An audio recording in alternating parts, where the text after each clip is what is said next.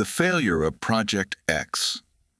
Mankind should learn to stop its curious nature before it becomes our undoing. If only they knew what we knew, they would not want us to continue to search the depths of the godforsaken oceans. The horrors we saw through our newest equipment is something that I still cannot grip my mind around. It plagues me to the point where, when I'm done recounting my story, I will join the crew of Project X2. God, or gods that may claim me, please have mercy on my soul. It started November 200, 2020. After the failure of killing the creature that lies at the bottom of the sea, we decided to create major upgrades to our vessels. You heard correctly. One vessel was not going to be enough, and unfortunately for the crew from Project X, they paid for that lesson with their lives. For you see, the problem was that there wasn't just one massive creature that lay down there. As far as we knew, there were 3 creatures that were at least 60 feet in length. Each was deadly in their own unique way. However, our focus was on the queen of this hive-minded society. We figured if we took out the queen, the rest would crumble, and if they continued to fight, we would have the upper hand. I wish I could say that if we knew the true purpose behind Project X, we wouldn't have agreed to this suicide mission, but I fear that all it would have changed was how we went about it. I'll disclose a brief summary of Project X in order to make this a little easier to understand.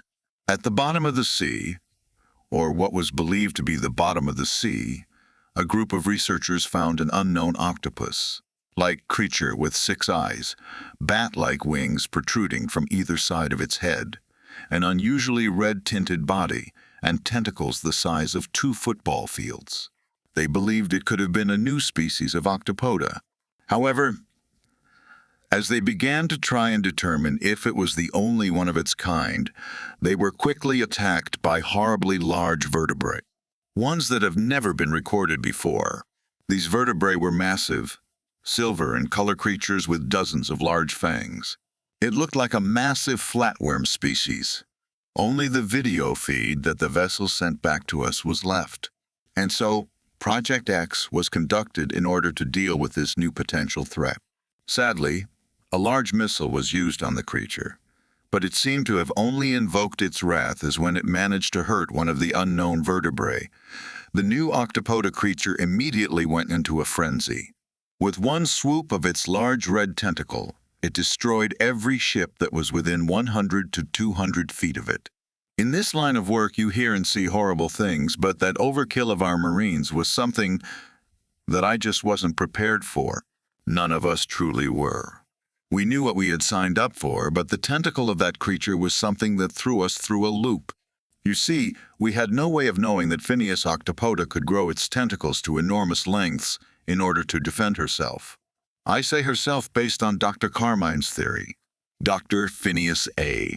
Carmine's theory is, or I should say was, that there has to be some unknown niche between whatever those things were and the creature itself. However, on December 1st, Dr. Carmine finally made progress that supported his thesis by creating radio waves of the creature that would be strong enough to study the creature, but without hurting it. We confirmed that her normal size was no bigger than 7 feet tall.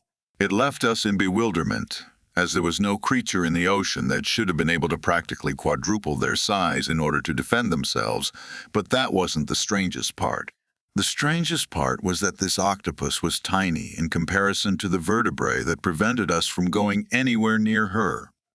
It led Dr. Carmine to wonder if somehow this new species of Octopoda was able to make the large flatworms that surrounded her into mindless puppets with perhaps some sort of parasitic, similar to the ones cats have used on humans. Unknown, but done for so long it would be close to impossible to know when it truly started. Another theory that he proposed was that maybe the Phineas Octopoda was giving off some kind of pheromones, similar to a queen bee and all her subjects. We weren't so sure with this, as it did not seem like she had any interest in mating at all. Not that it was easy to tell from what little imaging we were able to gain at a safe distance. It was finally decided to send in more experienced naval fleets, with enough firepower to make the ocean look like a wasteland to attack the creature's bodyguards. Somehow, enough tissue samples were able to be retrieved. The thing that still haunts me is what no one else, but me and a few operators, saw that day when the tissue samples were collected. Based on the creature's behavior, I was quickly able to figure out that something wasn't right. This was too easy. I tried to immediately bring it up to my superiors, but was dismissed based on the fact that a lot of funding went into Project X2 for anything that involved the creatures. That included tissue samples. In case I didn't mention it, mostly because it doesn't matter anymore. I'm an animal behavioral expert. I would give off my name, but I truly want to be forgotten from history books, as I feel like part of this is my fault. I felt like I should have done more, but confrontation was never my strong suit. As the few naval subs returned to surface to return the tissue samples, Dr. Carmine was the first of many that were eagerly waiting to examine the specimens. The man was so zealous to get started, I thought the EMP were going to have to restrain the man. I would have laughed, but between the creature's demeanor and this ever-growing bad feeling, it was hard to enjoy the experience of these fresh samples with my colleagues. Hours had gone by, and to be honest, I thought that it was very possible that I was overthinking about the creature's intentions. After all, octopus were very smart creatures, but to plan something that could very well cause harm to the crew seemed ridiculous. That was until December 25th, 2020. We were going to celebrate Christmas together since there was no way to get home to our loved ones in this weather. One of the crewmen burst into the room and stated that there was a signal coming from one of the massive flatworms. When asked how it was possible, she responded that she was unsure. Keep this in mind, the vessels we sent down there were packed to survive on its own for a week at best. We sent those vessels down there on December 5th. That means the vessel was there for almost 3 weeks. It didn't seem possible for anyone to survive, and yet someone clearly did, as it sent signal waves from inside one of the giant vertebrae. It left us both stunned and confused. Someone had to explain to the admiral of this oceanic base several times how this couldn't be possible, and that for all we knew, it could be a trap. Despite this, the admiral ordered the control room to patch the signal through. We couldn't believe our ears, but it was Captain Wheaton. The signal cut in and out a bit, but despite this, we were all able to hear the captain speak. People were both shocked and astonished, while others, such as myself, thought that this was a great opportunity to do something mankind had never attempted before due to the lack of technology to even make the attempt. You can't blame me for wanting to know what it was like inside the creature. We tried speaking to the captain, but it was as if the communication was only a one-way call. He could talk to us and we could very much hear him, for the exception of a few words being cut off. But for some reason, he couldn't hear us. I can't even begin to describe how pissed off everyone was in that control room that day. To the Admiral's credit, he really did try to keep a cool head. But I think he was more worried about leaving a fellow naval officer in the bowels of this massive creature. I couldn't blame him, and therefore kept my disappointment about not being able to get footage of the creature's bowels to myself. However, the problems didn't rest with communication with Captain Wheaton. Suddenly, the PE system was filled with panicking screams. One of them was begging Dr. Carmine to stop, but then we could hear what appeared to be someone being strangled until the bones in their neck popped. "Long live the elder gods," Dr. Carmine said before destroying the PE. System. People were beginning to panic. Admiral Powell struggled to get everyone to calm down long enough to form a plan to make it to the escape pods. We didn't want to risk an encounter with Dr. Carmine or whatever he had become. So we didn't even bother with the helicopter pad that was supposed to be used, ironically, in the event of an emergency. This left us with only one option that no one wanted to try. Especially me. Somehow I felt like this was a death sentence. There really wasn't much of a choice. Either be killed like the other researchers in the MP assigned to guard the researchers, or take our chances with the escape pods. That's when someone came up with another option that to this day makes me tear up. It was both brave and suicidal, but after much discussion, 4 people volunteered to be the distraction so that the rest of the crew and I could make it out alive. I suddenly caught a headache and my nose bled. Something pierced itself into my mind and began to talk to me. It was telling me that there was no hope of escape and that trying to do so was only going to lead to a more painful death. "Get out of my head!" I randomly shouted. The whole room looked at me with concern, and my vision became dark. I could feel myself fall onto my knees, but the noises in the room became muffled as I was forced to watch through the mind of Phineas Octopoda. She planned this whole thing. From the moment that we sent those poor naval soldiers down there, she had already formulated a plan. She knew what kind of weapons we had stored on the vessels, and she was afraid of the amount of damage it would cause to both her and the gods assigned to protect her. She allowed them to get within range, and the gods attacked. She told them to just surrender a few samples of their flesh. The gods looked to her in confusion and anger.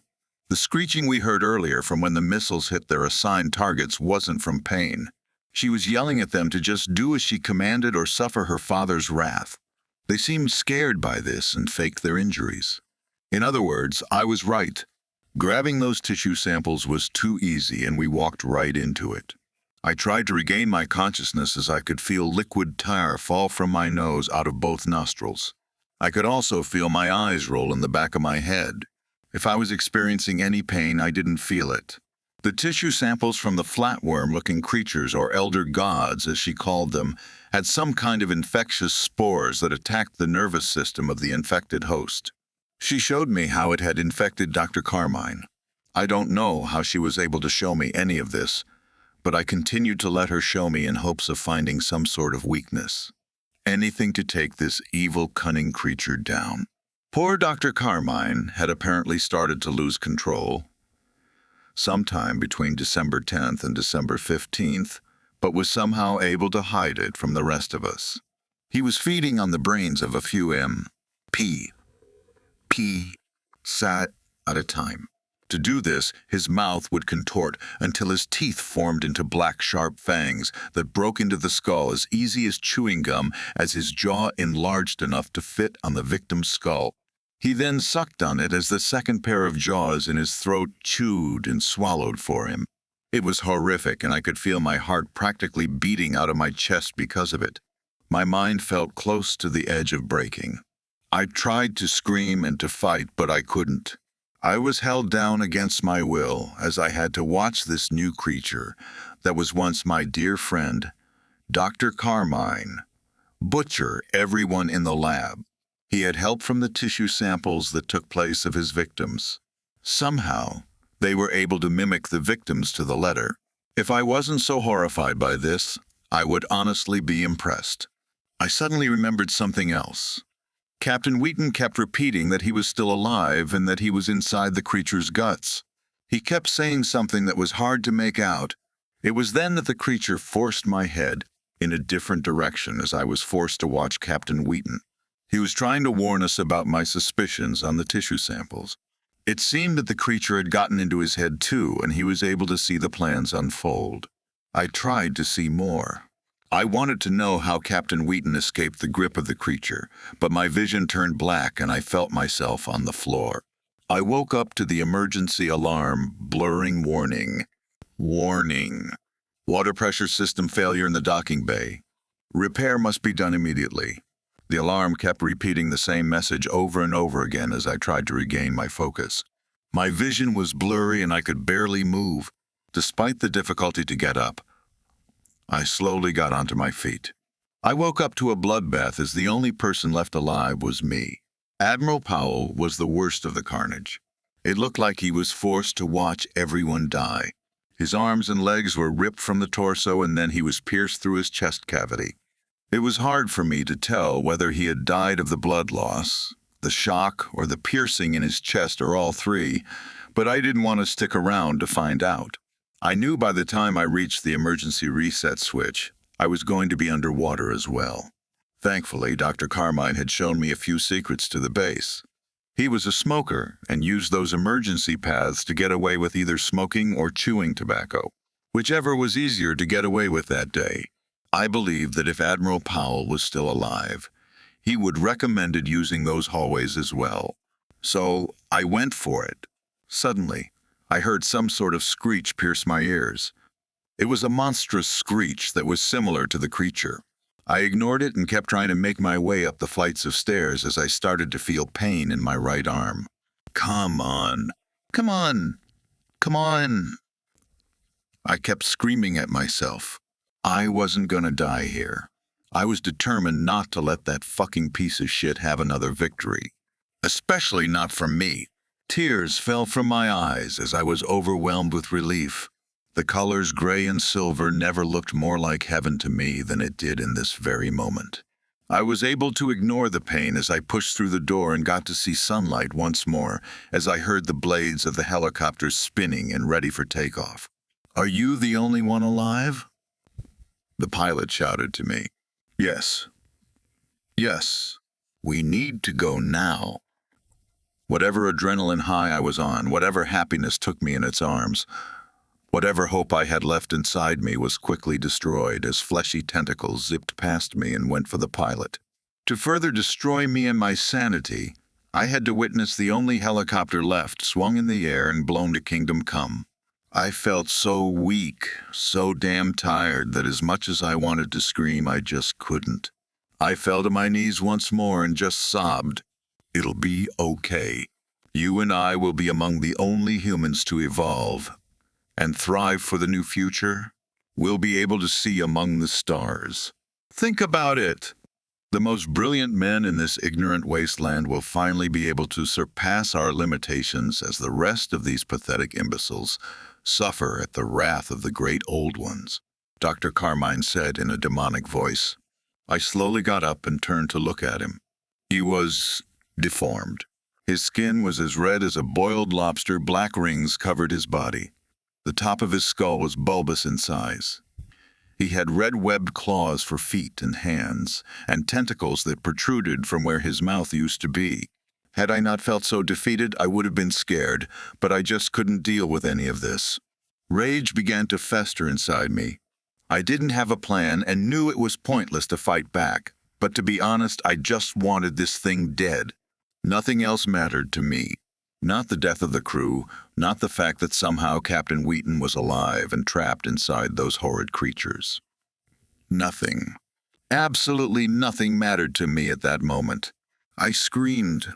I screamed so loud that it felt like my vocal cords were tearing down. I screamed despite the fact that I could feel my blood vessels begging and pleading for me to stop. As I did this, I could feel my skin tearing. It hurt like hell, but I wanted to give this abomination a piece of my mind. I didn't care about anything anymore.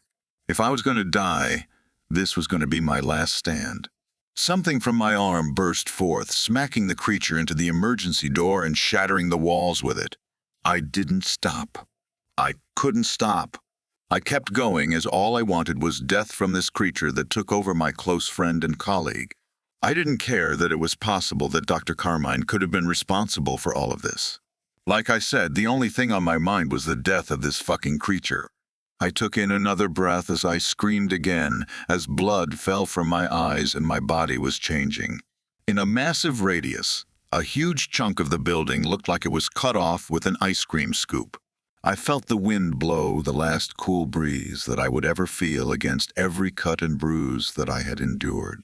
My throat was so raw that I couldn't speak anymore. You know, in those dreams where you feel like you're falling, but you're not sure where from or where you're going to land? It felt like that, as my body felt like it had immediately shut down. Suddenly, I felt myself on a tentacle. I could tell by the unusually large suction cups. It changed into a giant hand, and I thought that I was drowning as I realized pretty quickly that I was underwater. I quickly realized that I was able to breathe just fine, and it felt like my wounds healed for the most part. I almost lost my shit when I saw her. Her skin was now this seaweed green color. Her pitch-black eyes remained the same, and her form was more human-like. Words didn't have to be exchanged. Somehow, she spoke to me telepathically. I knew I was in front of a goddess as the giant vertebrae swam around us. "You interest me, mortal," she said telepathically. "Somehow, my spores did not take root as the others have. This whole time that I read your mind, you were busy trying to retain as much information on me and my kind as possible." "How cute," she said with bitter sarcasm. "Who or what are you?"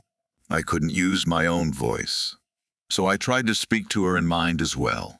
To anyone looking in, it would have looked like we were just staring each other down.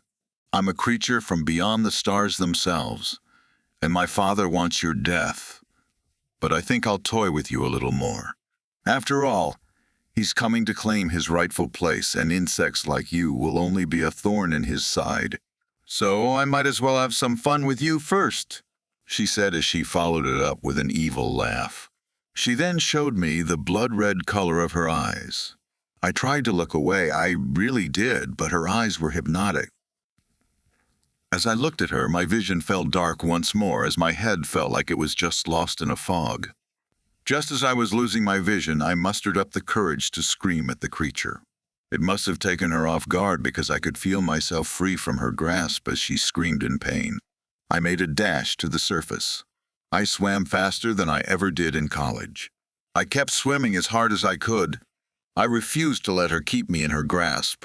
Death would be better than whatever hell she was going to put me through. I could feel fear like I had never felt before, coursing through my veins like poison as I kept using every muscle I had. I was getting closer to the surface. "Keep going. We are so damn close. Don't look back. Don't you dare give up now, motherfucker." I kept shouting at myself as I kept swimming, but no matter how hard I swam, the very beings that were guarding that tentacle-faced bitch were now following. They were able to swim faster than me. It didn't take long until suddenly I could feel rows upon rows of jagged teeth the size of sous vides start to surround me. I refused to give up. No way in hell was I going to make it that easy for the creature, and it knew it too. The teeth were now getting ahead of me as I tried to swim in a different direction. I kept trying to embrace myself for the inevitable as I was beginning to see its gums more clearly, and I could feel myself being sucked in. I lost consciousness again. When I woke up, I was standing on my own 2 feet in the streets of Louisiana. I was wearing someone else's clothes that were coated in blood and organs. More of my kind were slaughtering humans by the dozens as they took advantage of the horrible storms that the state of Louisiana was known for. What had I done? I thought to myself, exactly what I knew I could trust you to do. I must admit you continue to impress me, mortal. Many would have just given in by now, but here you are, still fighting a losing war. It's actually been rather amusing as I've enjoyed feasting on your suffering," the creature said in my mind again. "It took a few days, but I slaughtered whatever these things were, and I tried to save as many as I could, but it was, as the creature said, it was a losing war. To whoever finds this, I'm sorry that I couldn't leave you with more information. Just know that I tried with everything that I could to hold them back, but there wasn't much else that I could do. I'm hoping that someone will find this recording and use it to push her back. But this is the end for me. Even now, she's calling me back to serve her once more, and it's getting harder to resist. So, this is goodbye and good luck. This handgun with armor-piercing bullets should kill me. I'll be with the crew of Project X too soon."